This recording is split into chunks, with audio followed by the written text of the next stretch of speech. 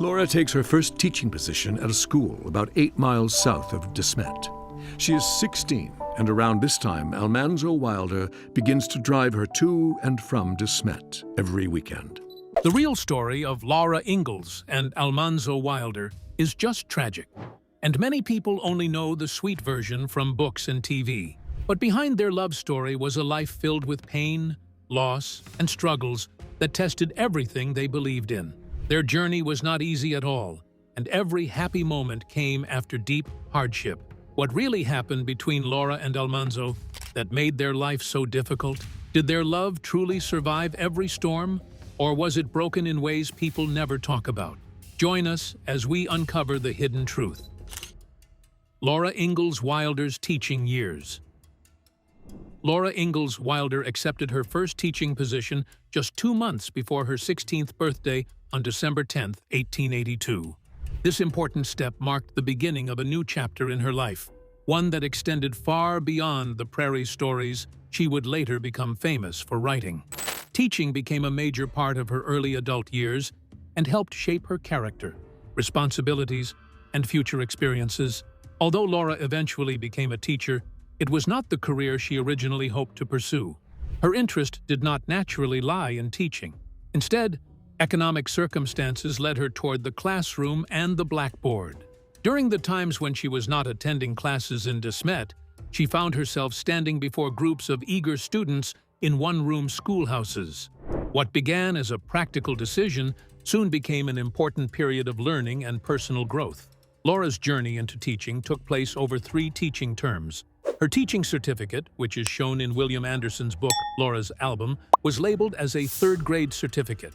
While the title may have sounded modest, it represented a significant achievement for a young girl of her age. Receiving that certificate was a courageous step into the world of education and responsibility. Her teaching career began in a small country school located 12 miles from her parents' home. The distance was considerable, especially for a young woman in the late 19th century. Even though the surroundings were different from the familiar environment she knew, Laura remained committed to her work. She approached her duties with dedication and maintained a strong sense of responsibility toward both her students and her family. In Little Town on the Prairie, Laura received her teaching certificate on December 24, 1882. This event added another memorable moment to her story and marked the official beginning of her work as a teacher. The certificate opened the door to opportunities that were otherwise limited for young women of that era. Laura's decision to teach was about much more than earning a living. During that period, women had very few employment opportunities available to them. Teaching was one of the few respectable ways a young woman could contribute financially to her family. Laura understood this reality and accepted the responsibility that came with it. Her family's situation played a major role in her decision. With her older sister Mary attending a school for the blind, there was a financial gap that needed to be filled. Laura stepped forward to help support her family during this time. She recognized the importance of contributing to the household and willingly accepted the challenges that teaching would bring. Her background also prepared her in unique ways for the classroom. Throughout her childhood, the Ingalls family moved frequently from place to place. Because of these constant relocations, Laura and her siblings often found themselves acting as their own teachers. These experiences helped develop her ability to learn independently and adapt to changing circumstances. Those skills later proved valuable when she became responsible for educating others. Between 1883 and 1885, Laura taught 3 terms of school. During the same period, she also worked for a local dressmaker. Balancing these different responsibilities demonstrated both her versatility and her determination. She was willing to take on whatever work was necessary to help support herself and her family. At the same time, Laura continued her own education by attending high school. However, her educational journey did not lead to graduation.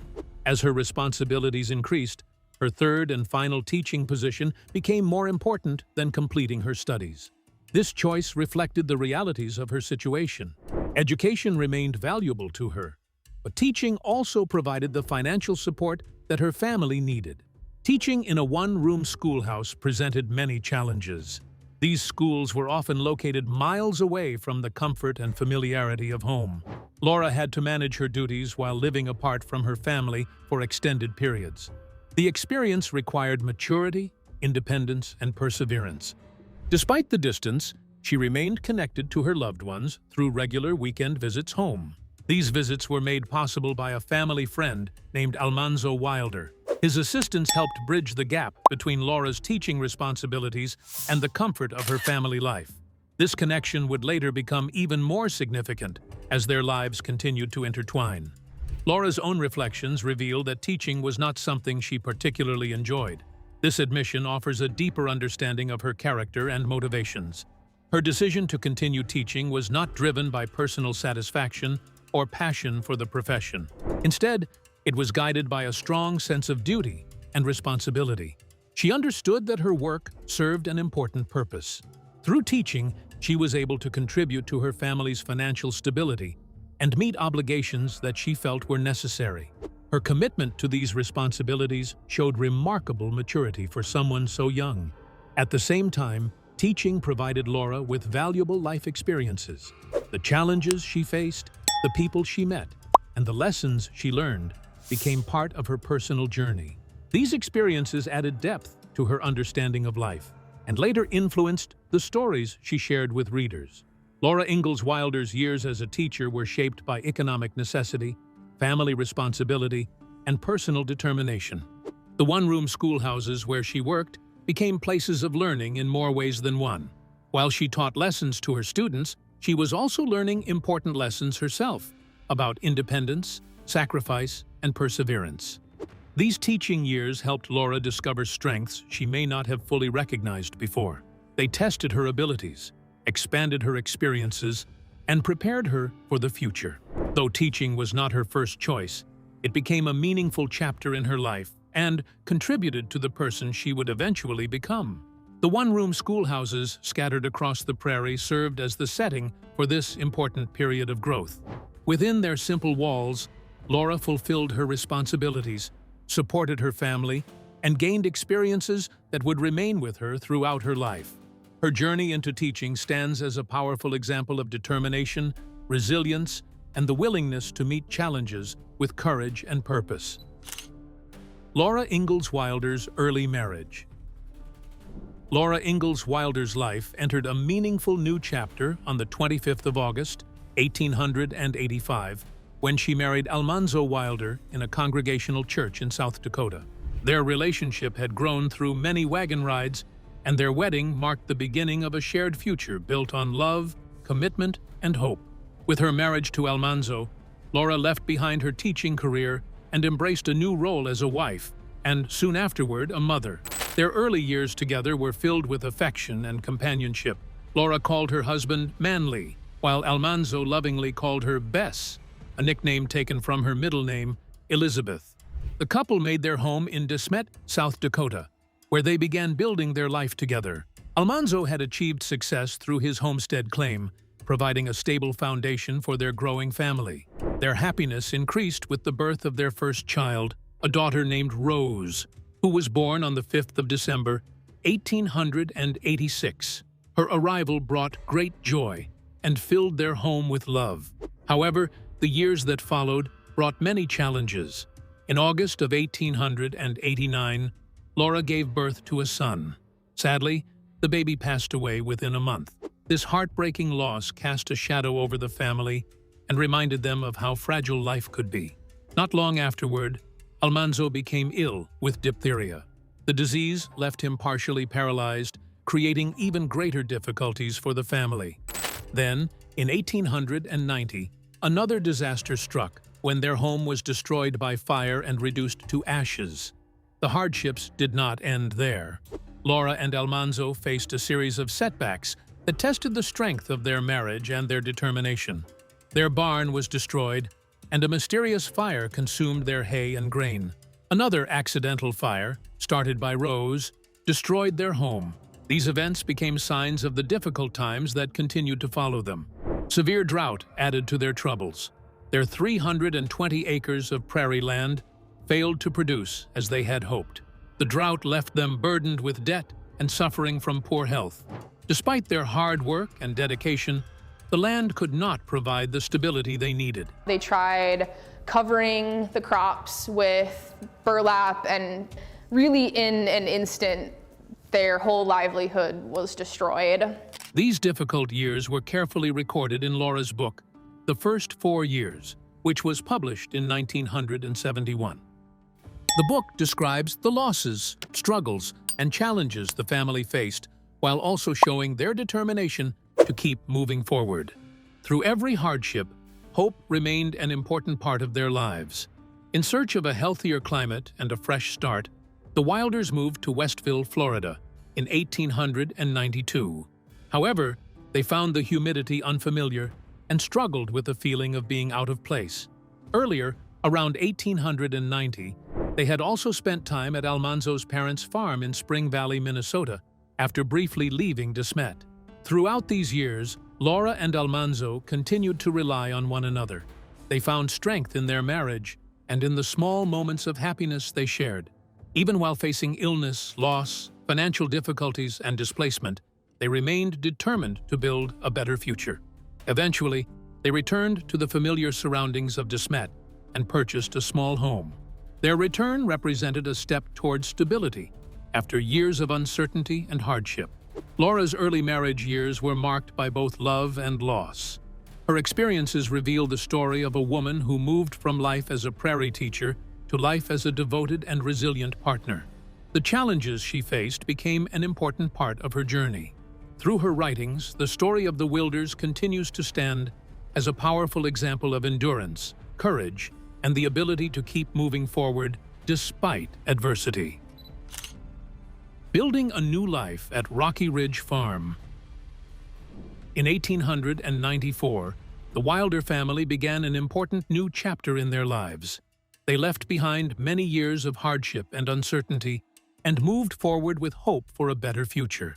After spending 4 years moving from place to place, they finally found a sense of stability.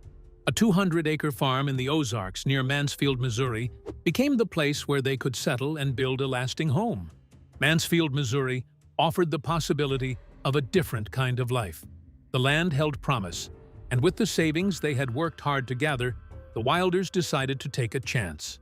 They made a down payment on an undeveloped piece of land just outside the town. This property would later become known as Rocky Ridge Farm. All right, this is the house known as Rocky Ridge Farm, a dairy, fruit, and poultry farm. A new house was built. At Rocky Ridge Farm, the Wilders built a farmhouse and committed themselves to a life of self-sufficiency. Livestock, crops, and daily hard work became the foundation of their new beginning. When they first arrived, they were greeted by a simple and worn log cabin. Although the small structure was far from impressive, it became the starting point for everything they hoped to achieve. It represented a fresh opportunity and a place where their determination could take shape. Life in the beginning was simple and often difficult. Their income was limited, and one of their earliest sources of money came from selling wagon loads of firewood in town for 50 cents a load. Financial security did not arrive quickly. Instead, it came little by little through patience, effort, and persistence. As they settled into their surroundings, they planted apple trees that would one day provide an important harvest. However, success did not come overnight. The trees required 7 years before they produced fruit. This long wait showed the patience and resilience needed to create a successful future from the land. Almanzo's parents recognized the hard work and determination shown by the Wilders. As a result, they gave the family the deed to the house they had been renting in Mansfield. This unexpected gift provided valuable financial support and allowed the family to continue expanding their property outside town. Over time, the heavily wooded and rocky hillside slowly changed. What had once been rough land gradually developed into a productive and thriving farm. Around 1900, the Wilders sold their townhouse and concentrated their efforts fully on the farm. The money from the sale helped them complete their farmhouse, which stood as a symbol of everything they had accomplished through years of dedication. What had started as a small, windowless log cabin on about 40 acres had grown into a successful poultry, dairy, and fruit farm. The property now included a 10-room farmhouse, reflecting the remarkable progress they had made. This transformation was the result of unwavering commitment and belief in the land's potential. Through constant effort, the Wilders turned a difficult piece of property into a prosperous farmstead. Laura Ingalls Wilder became an active and respected member of the farming community. She participated in a variety of clubs and supported regional farm associations. Drawing on the experience she and Almanzo had gained while growing wheat in De Smet, they continued to improve and diversify Rocky Ridge Farm. In addition to crops, they expanded into poultry farming, dairy production, and a large apple orchard. Laura's journey from the constantly changing life of the prairie to managing a successful farm reflected remarkable perseverance. Her experiences showed how hard work, dedication, and patience could transform even a rocky hillside into a productive and rewarding home. Her knowledge of poultry farming and rural life became widely recognized, leading to invitations to speak before groups throughout the region. Through her work and experience, she became a respected voice in the agricultural community and an example of what determination could achieve. Wilder's remarkable journey from columnist to beloved author. Laura Ingalls. Wilder's long and successful career as a writer began in 1911 when she was invited to write an article for the Missouri Ruralist. What started as a new opportunity soon became an important part of her everyday life and continued until the middle of the 1920s. Her regular column, As a Farm Woman Thinks, became very popular among rural readers in the Ozarks. Many people eagerly looked forward to reading her thoughts and observations. Through her writing, Laura explored a wide variety of subjects. She discussed the details of home and family life while also addressing larger topics such as World War I and the travels of her daughter, Rose Wilder Lane. Her articles also reflected on the changing roles and opportunities available to women, giving a voice to ideas that strongly connected with her audience. Alongside her writing, Laura accepted a paid position with the local Farm Loan Association.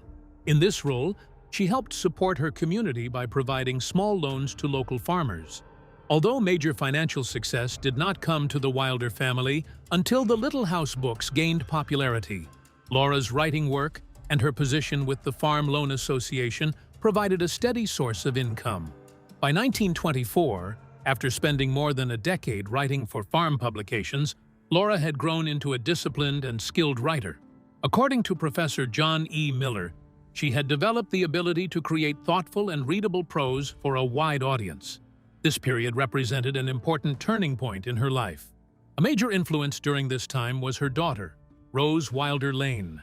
Already a successful writer herself, Rose encouraged Laura to strengthen and refine her writing skills. She believed her mother had the talent to achieve greater success, and she actively guided her toward a more significant writing career. The Wilder family also saw Laura's growing writing abilities as a way to improve their retirement income. Rose's support went beyond encouragement. She helped Laura publish articles in Country Gentleman magazine, where Laura shared descriptions of life inside the farmhouse. In 1928, Rose paid for the construction of an English-style stone cottage for her parents on a nearby property. However, the years that followed brought serious financial difficulties. After the stock market crash of 1929, the economic downturn caused major losses for the Wilders and for Rose. Despite these setbacks, they still owned their 200-acre farm, which remained an important part of their lives. During the hardships of the Great Depression, Laura found comfort in preserving her memories. The loss of her mother in 1924 and her older sister in 1928 deeply affected her. These experiences inspired her to write an autobiographical manuscript called Pioneer Girl in 1930. Hoping it would provide additional income, she asked Rose for her opinion. The partnership between mother and daughter continued to grow and eventually led to the publication of Little House in the Big Woods in 1932. The book was a success and encouraged Laura to continue writing. It marked the beginning of a literary journey that would shape her lasting legacy. Laura Ingalls Wilder's writing career was formed through both challenges and opportunities. From her early days as a rural newspaper columnist to becoming the author of timeless classics, she demonstrated determination and resilience.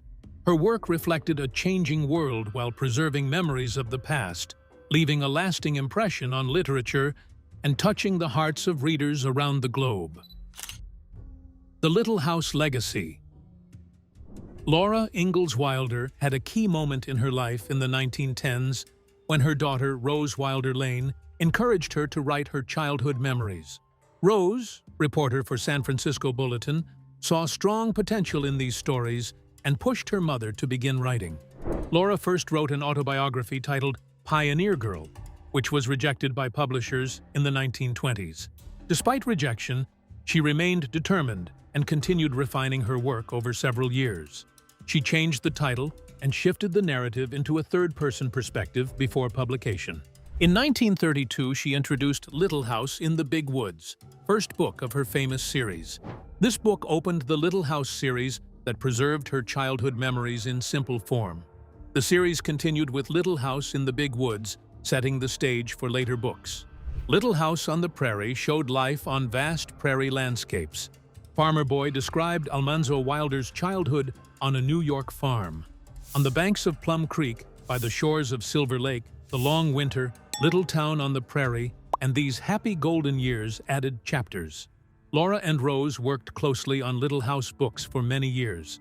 They completed the final book in 1943 when Laura was 76 years old. The series became timeless classics and secured Laura's place in literary history. Her storytelling reached generations and gave readers insight into pioneer life. It also shared lessons of courage, perseverance, and strong family bonds. The Little House series remains widely read and valued across ages. Questions about authorship have surrounded the Little House series for years. Some believe Rose Wilder Lane acted as ghostwriter for parts of the books.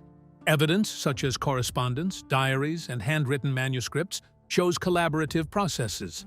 Analysis suggests Lane's involvement varied across volumes. Some volumes show minimal editing, while others show greater participation from Rose Wilder Lane. Many scholars argue that Laura's contribution remained central to narrative voice. Literary scholar Relly Keel notes criticism of portrayal of Native Americans in the series. The books are examined for stereotypes and limited perspectives on Native American life. Post-colonial writing, including Kathy Jetnil Kaider in 2017 collections, Yep Jal Talk Poems from a Marshal's Daughter, continues this discussion.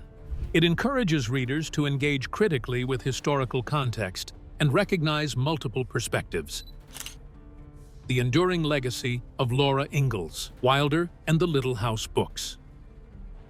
Laura Ingalls Wilder's Little House books have left a strong and lasting mark on the hearts of many generations. These books tell timeless tales of pioneering life on the American frontier in the late 19th century. They were created mainly for elementary school children. The series is made up of 8 volumes and stands as a detailed record of the Ingalls family's experiences. The stories are carefully written in a way that connects with readers of all ages. Irene Smith noted a special feature of Wilder's writing style. She explained that the Little House books have a unique development in style. The writing begins in a simple form that appeals to 8-year-old readers and then slowly grows in length and complexity in later volumes. This gradual development helps readers grow with the books. As children mature, the storytelling becomes deeper and richer. This makes the series a lasting companion throughout childhood and beyond. After Rose Wilder Lane's death in the year 1968, a literary executive named Roger McBride made an important discovery. He found the manuscript known as The First 4 Years. This discovery expanded the series into 9 volumes. These additional writings were published without edits from Lane or her executor. One of the most notable later volumes, These Happy Golden Years, shows the early days of Laura Ingalls Wilder's marriage. It gives a touching and emotional view of her early married life. Laura Ingalls Wilder received her first royalty check from Harper in the year 1932. The amount was $500. From its early publication, the series remained an important part of the literary world. Over time, the books were translated into 40 different languages, allowing readers around the world to enjoy them. Laura and Rose worked together at Rocky Ridge Farm. Their collaboration brought not only financial success, but also many awards and honors. Large amounts of fan mail arrived from readers everywhere, showing the strong impact of the stories. The Little House books became more than just written works. They turned into a cultural phenomenon. They became part of readers' lives and helped shape how many people understood pioneer history. Laura Ingalls Wilder's storytelling went beyond simple history. It created a bridge between the past and present, offering lessons about family life, resilience, and the search for a better future. In the late 1920s, when Laura Ingalls Wilder was about 60 years old, she began writing her autobiography titled Pioneer Girl. This was a major moment of self-reflection. However, publishers rejected the manuscript because it was too direct and detailed. With encouragement from her daughter, Rose Wilder Lane, Laura transformed her life stories into a version suitable for younger readers. This transformation became the foundation of the Little House book series. In the year 2014, the South Dakota State Historical Society published an annotated version of Pioneer Girl titled Pioneer Girl: The Annotated Autobiography. This edition preserved Laura's original and unfiltered writing. It also included detailed notes that helped readers better understand her life and the historical background of the time. Pioneer Girl contains parts of Laura's life that were not included in the children's books. It reveals more difficult and serious events, including a case where a man accidentally injured himself while drunk. It also includes a violent incident involving a local shopkeeper and his wife, which ended in their home being destroyed by fire. The autobiography also shows new and previously unknown details about Laura's father. These unfiltered stories show that Laura Ingalls Wilder's real life was complex. Her fiction, her autobiography, and her childhood experiences are different but closely connected parts of her identity. The purpose of the annotated autobiography is not just to tell her life in order. It also shows differences between various accounts and highlights where information may conflict or be missing in other sources. Laura Ingalls Wilder returned to her life story in her 60s with honesty and courage. She created a personal account that did not follow traditional expectations. The publication of the annotated edition in 2014 allows readers to better understand her life and her work. It helps people appreciate both the beloved Little House series and her original reflections. In her later life, Laura and her husband Almanzo moved back into the farmhouse they had built. This home was familiar and meaningful to them. It had also hosted friends during their time away. The land around Rocky Ridge Farm changed over the years. From the year 1935 onward, after their daughter Rose Wilder Lane left, Laura and Almanzo lived mostly alone. They were surrounded by memories of their homestead. Even though much of the surrounding land was sold, they continued living independently. They kept some animals and spent time caring for flower beds and vegetable gardens. Their peaceful daily life was often interrupted by visitors. Fans arrived in cars, hoping to see the real Laura behind the Little House stories. After Almanzo's death in 1949, Laura remained on the farm. She continued living independently and maintained financial stability. For about 8 more years, she stayed active in her community. She spent time with neighbors and friends and kept writing letters.